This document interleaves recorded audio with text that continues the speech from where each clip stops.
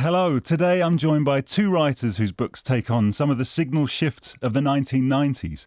Cultural revolution in the British art scene, as well as sexual liberation on the streets of Soho, is explored in James Cahill's Tiepolo Blue, while Michelle Gallen's Factory Girls takes us to a Northern Ireland caught between sectarian violence and the emerging promise of the peace process. Also joining us today is Alexandra Pringle, executive publisher at Bloomsbury. Prior to that, she worked at Virago Press, Hamish Hamilton, and as a literary agent to writers like Maggie O'Farrell, Jeff Dyer, and Ali Smith. Later on in the programme, she'll be reminding us of some of the 90s novels we might like to revisit. Welcome all to Open Book. Let's begin in late 1994 with James's novel Tiepolo Blue. Professor Don Lamb is a revered Cambridge art historian, the embodiment of art history at Cambridge, someone calls him, and is consumed by the book he's writing about the skies of the Venetian master Tiepolo. However brilliant his intellect is at 43, Don, firmly ensconced in Peterhouse College, is still deeply inexperienced when it comes to life and love. When a confrontational piece of contemporary art is installed on the Peterhouse lawn, it sets in motion Don's abrupt departure from Cambridge to take up a role as director of a South London museum. There he befriends Ben, a young artist who draws him into the anarchic 1990s British art scene and the nightlife of Soho. James, I wanted to start by asking you, why were you drawn to this particular moment of 1994-95? Well, I really do think it was a moment of transition in so many ways between two worlds, two societies in Britain as the end of the 20th century approached. And my main character makes this very abrupt transition between his old world, this university environment in which he spent most of his career, really his whole adult life. He makes this very public blunder and then moves to the South London of the 1990s. Don's rebirth in London is both an intellectual one and it's a sexual one as well. What are the ways in which he shakes off his sort of dusty, fusty academic robes and embraces new experiences? Well, something really important happens to him early on once he's arrived in London and taken up this museum role, and that's that he meets a young artist called Ben. And Ben is a member of this new art scene in London, a student at Goldsmiths College. Don finds that Ben is inducing new feelings in him, new sensations, new desires, drawing him out of himself. But importantly, it's also Ben who takes Don to Soho, to the gay scene of the 1990s, to the art scene of the 1990s. They go to this opening at a gallery called City Racing, which was a really important artist-run space in the 90s that launched the careers of a lot of the artists at that time. And in fact, a little before the time period of this novel, in 1992, there was a groundbreaking show by the artist Sarah Lucas with the unforgettable title Penis Nailed to a Board, which took place at City Racing. And one of her works from that show makes a little cameo appearance in my novel in that scene. And I noticed a little cameo from some people I see in my neighbourhood as well, Gilbert and George, right. Which I enjoy very much. They have some things to say that are unrepeatable on air. But so social change is afoot, as you describe, and we see how the YBAs are sort of taking on issues around gender and representation, questions that we're very much still exploring today. Every decade sees its share of change, but was the 90s art world, was that a particularly volatile scene? I think it was. I think it was volatile. There was this mood of experimentation in the air, this will to experiment, and also a certain fearlessness. But it's also curious that, ideas that are so live now around gender and sexuality and freedom of speech were all being, I think, articulated or incubated back then in a number of ways. The London you paint is very rich and very evocative and very detailed. Can we hear a passage that captures some of the sensory overload that Don experiences on his arrival? Yeah, absolutely. Well, this passage is from the moment where Don is being driven to London from Cambridge by his old friend Val, really his one friend in the world, this older man who has acted as Don's guardian and mentor for many years. And I'll pick the reading up here. Val is fiddling with the radio, resting 2 fingers on the base of the wheel. A blast of sound invades the car, manic thudding and an electronic squeal. At once, Don is wide awake. The noise is sharp-edged, deranging. It breaks into his head, scrambles his nerves. Strangest of all, Val seems to be laughing. "What a bacchanal!" he cries, and reaches again for the dial. Suddenly the sound is doubled, trebled, as he twists the volume to full. "Make it stop," Don shouts. "Jesus, Val, make it stop." "This is Kiss 100, yells a voice across the blare. "Please, God!" With a swift movement, Val has restored Radio 4.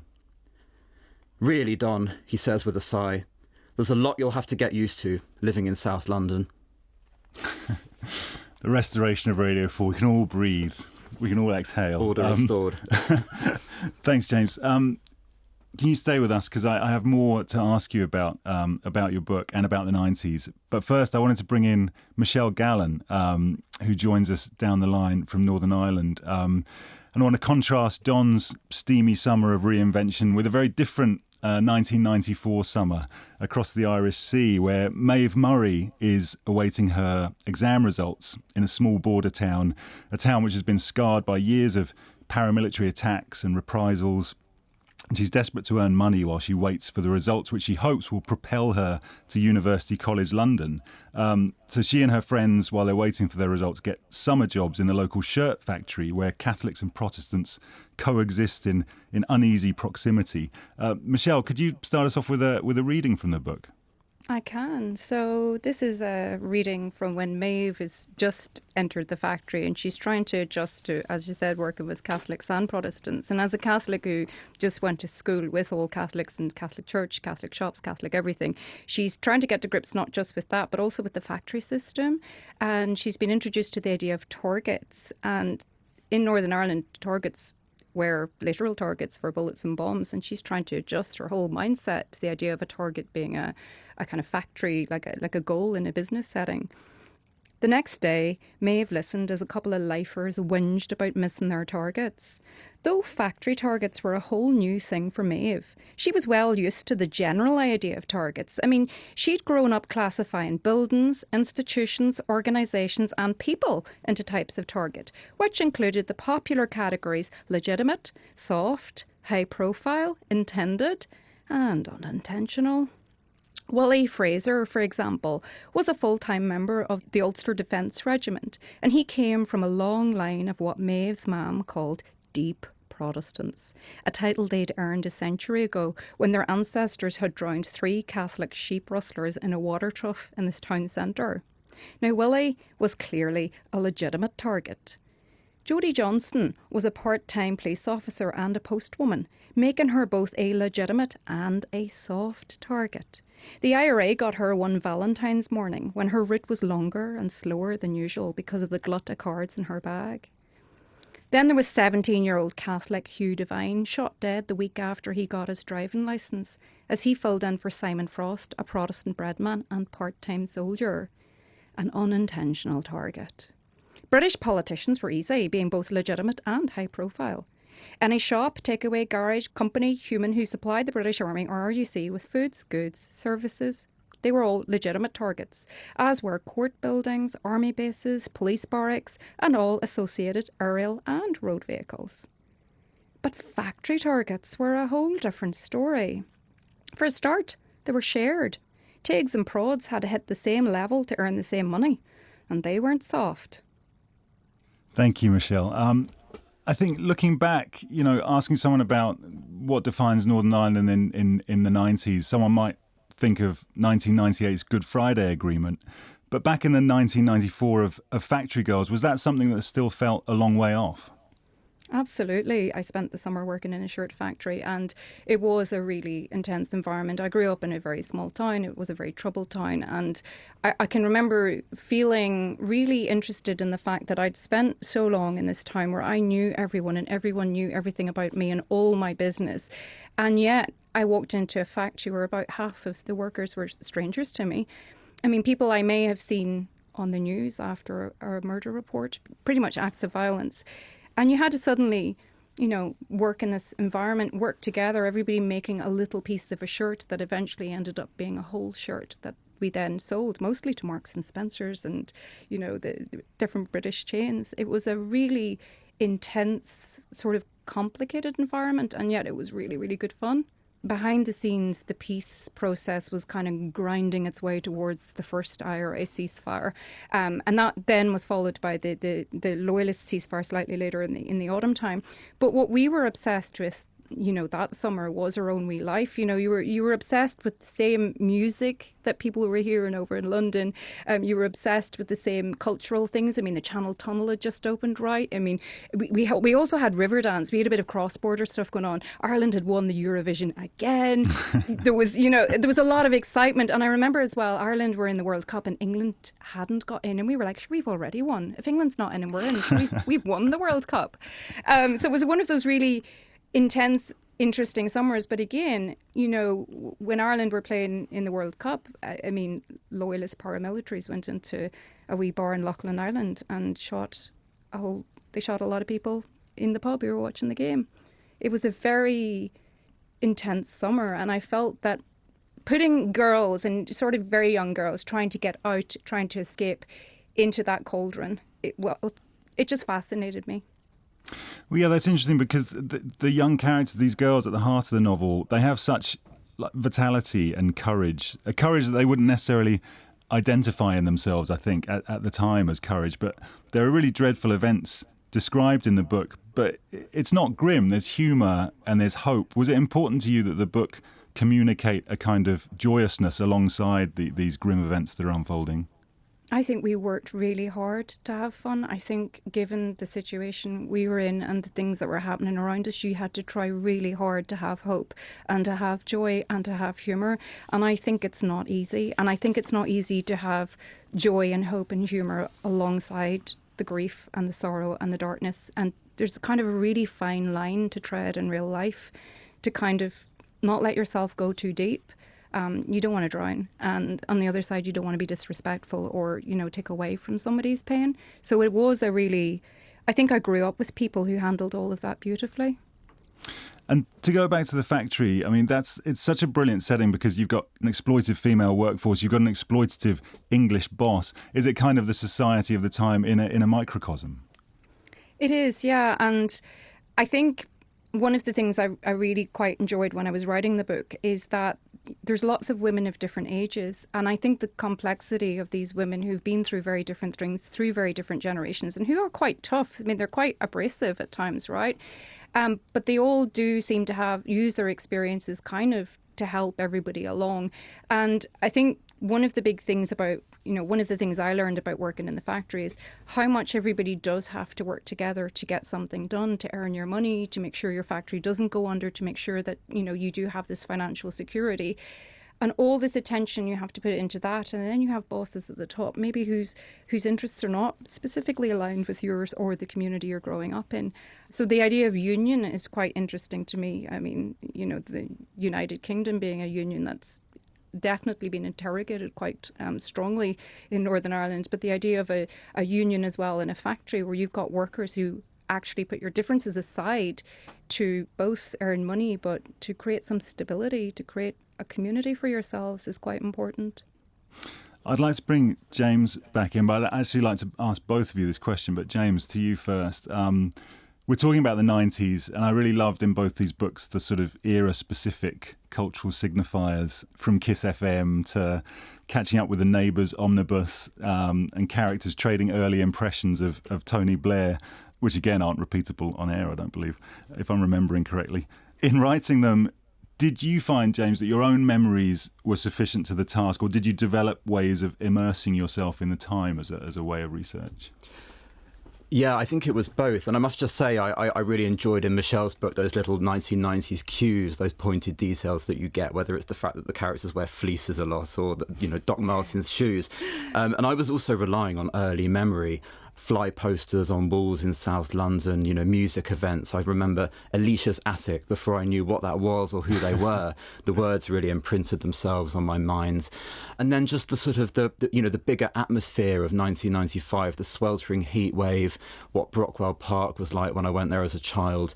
I was drawing, I think, all the time upon personal memory and personal experience. How about you, Michelle? Were you happily diving into Neighbours omnibuses online, or what form did your research take? Oh, that's interesting. I tend to really trust to my memories if I've lived through the point in time which I had done. And so what I do is I try and get out this really pure version from my brain, and then I'm an obsessive fact checker. So that took two sides for me, because a lot of the real life incidences of violence are, they're in the news, they're in the archives. It's very easy to fact check that. But then also to go back to people who'd been there on the ground, because sometimes what was reported in the news may not have been what people on the ground experienced. It may not be the story locally. So I was quite interested in that. It's interesting what you said about certain things being reported or becoming part of the narrative and other things being forgotten, because in his recent cultural history of the 90s, Chuck Klosterman says it's possible to imagine a distant future in which the only achievement most people associate with the 90s is the rise of the internet. Now, the internet's coming in both these books, but you're describing an essentially pre-digital age, or a pre-digital mindset, James, in the case of Don Lamb. And his first encounter, without spoiling what happens in it for readers, but his first encounter with the internet does not go well by any measure. Is that indicative of some scepticism about technology on your part? Not perhaps on my part, but I mean, it is true that when we first meet Don in this novel, he is like a remnant of another age. I mean, it's 1994, but it could be 30 years earlier than that. And I'm quite interested as well in the way that the 1990s was a moment of looking back, and casting forward. It's got this kind of twin perspective, or it felt like it did. But what happens when the internet comes along much later in the story is it sort of symbolises Don's increasing connectedness with the world. And it has this quite crucial role in the plot. He goes online, he searches for a Greco-Roman statue known as the Sleeping Hermaphrodite, but what he actually comes across is anything but ancient statuary. It's something pornographic, and that has quite profound consequences for him.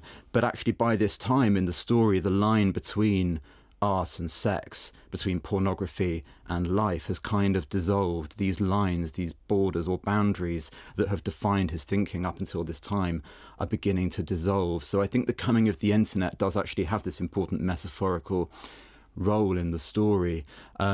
I mean, as a novelist, actually, as well, there are, and I'm sure Michelle found this too, there are lots of advantages to it being a pre-digital age. The fact that the characters can't communicate that instantly or directly by mobile phone, for example, or that they can't sort of leap on Twitter to interrogate each other or each other's ideas. You know, the character of Val in my story, this older, slightly mysterious figure, appears and disappears from the narrative in a way that wouldn't be possible now. I was just looking up Greco-Roman statuary. That's an excuse for the ages. So in your novel, Michelle, sort of post-2017, we have a framework through which to view someone like Andy Strawbridge, this factory boss, and his, pretty blatant sexual harassment of his workforce. Was it difficult to write those scenes? And you write them in a way that's authentic to the time, but was it difficult to write those scenes where the characters lack that empowerment, because they can't or won't discuss what's going on, will they? They just sort of roll their eyes and think, well, that's just one of the things that happens. I think the hardest thing about this was have people who didn't live through environments like that question whether or not this would have happened.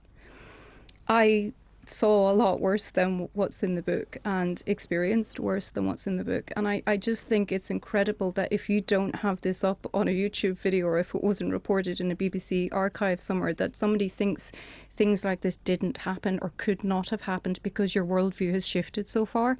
I think Maeve doesn't know how to talk about things with her friends. I mean, she's hilarious and they have a lot of fun. They're really joyous, but she can't even articulate her pain about her dead sister. She doesn't know how to process something because nobody's ever taught her to process something. She doesn't know how to articulate her own needs. She doesn't know how to seek safety even.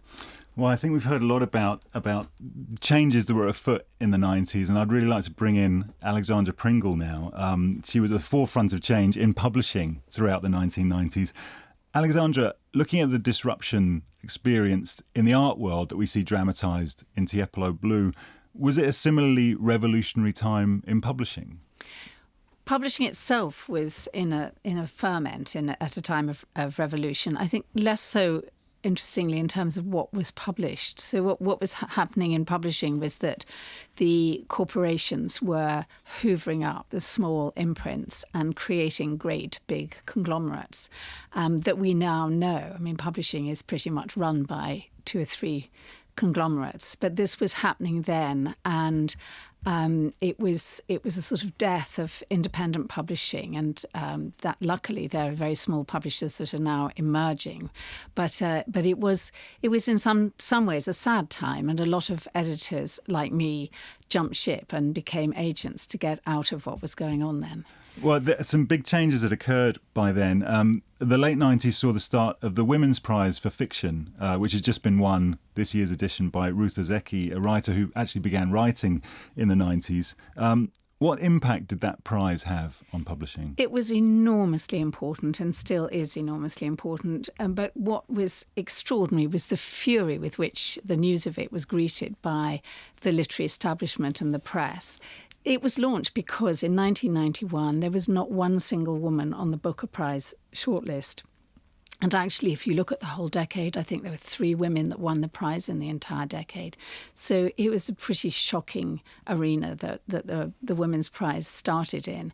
And it has changed everything. And what's so wonderful is that actually the books that win can sell better than the Booker Prize winners nowadays. That's one in the eye. We've talked about the business. Let's talk about books. When I think about books of the 90s, something like David Foster Wallace's Infinite Jest comes to mind. You know, a book that forecasted the digital age and the sort of attendant anxieties, particularly around mental health. But what for you are the books that stand out from that decade? So for me, the books that stand out are the ones that look beyond the shores of Britain and indeed America. I think it was a really important decade for publishing in voices that came from other shores and other cultures. And I think that a lot of what is going on now in publishing is based on the work that was done then by extraordinary writers. So we had the win with Michael Ondaatje of The English Patient, but also people like Ramesh Gunasekera were shortlisted for the Booker Prize. Abdulrazak Gurna's Paradise, which I think is one of the most important novels that's been published in the last 20 years. And he, of course, was not recognised properly for so long until he won the Nobel last year. But it's a bedrock, I think, to what we're reading now.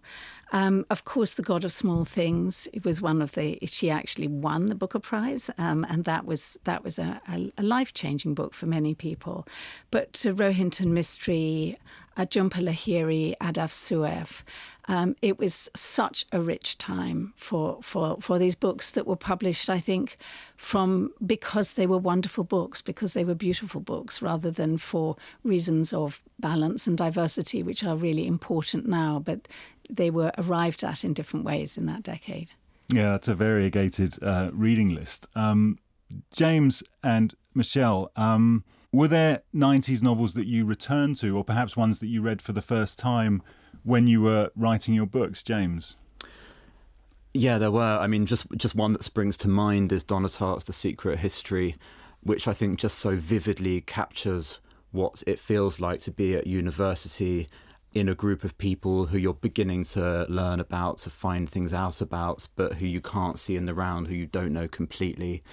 You know, the way that she captures that feeling, aged 18, I had, of excitement and exhilaration, but at the same time sort of longing and disappointment and bewilderment. All of that is done really beautifully in that novel. And I think also the way in which what has a sort of thriller plot is also infused with elements of Greek tragedy. I think in all sorts of ways there are parallels with what I was writing. I don't know how directly it influenced what I wrote, but it's something that I think is quite close in sensibility. Michelle, were there books that you returned to or discovered anew when you were reading around this time period? I remember reading Trainspotting and just going, oh my God, because you had Scottish dialect, and I I'm not from Scotland, right? But like, I just remember I could feel that book, and I just thought it was incredible to see something like that. And of course, the movie was a huge hit.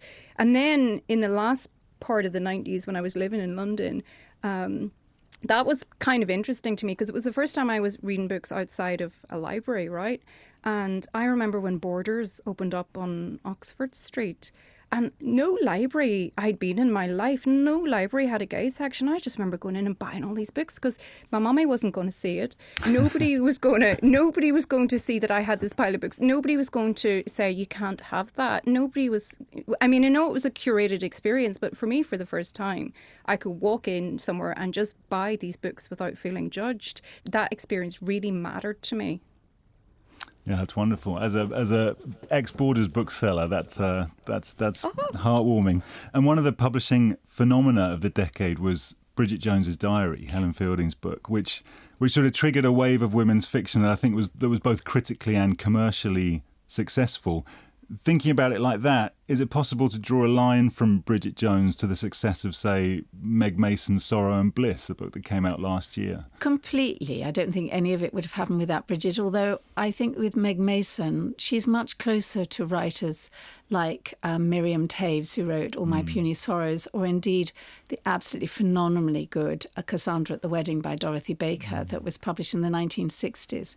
But I think that the 1990s was a great time for posh commercial fiction, and it wasn't just the girls, it wasn't just Bridget Jones's Diary, because there was The Beach by Alex Garland and High Fidelity, Nick Hornby, and of course William Sutcliffe's Are You Experienced? So the boys were great at it then, and I think maybe they're not quite so good at it now. I hear a gauntlet crashing to the ground. Yeah, I wanted to ask about The Beach because that was, famously in every backpack between, Thailand and home. And also a book like Fight Club by Chuck Palahniuk, which sort of explored toxic masculinity before it was called toxic masculinity. Did books like that feel important the moment they were published, or have they come to feel important as we've got some perspective on the decade? I think they felt incredibly important in a way, as Sally Rooney did when she came upon the scene, because they were capturing youth and vitality. I remember reading Are You Experienced in the queue for a flight to India and laughing so much I nearly fell over. We were all reading those books and grabbing them from each other. They were fantastic. Well, thank you all for infusing Open Book with the spirit of the 90s. My thanks to Michelle Gallen, James Cahill and Alexandra Pringle. Factory Girls is published by John Murray and Tiepolo Blue by Scepter. And you can head to the website to find details of all those classic 90s novels we've mentioned today. And as if that wasn't enough, you can also listen to Michelle's first novel, Big Girl, Small Town, on BBC Sounds, read by Nicola Coughlan, who's best known for her role in Derry Girls. And that's it for today. Next week, Book Club returns when James Naughtie will be with John Preston, taking questions from listeners about his novel, The Dig. Until next time, goodbye.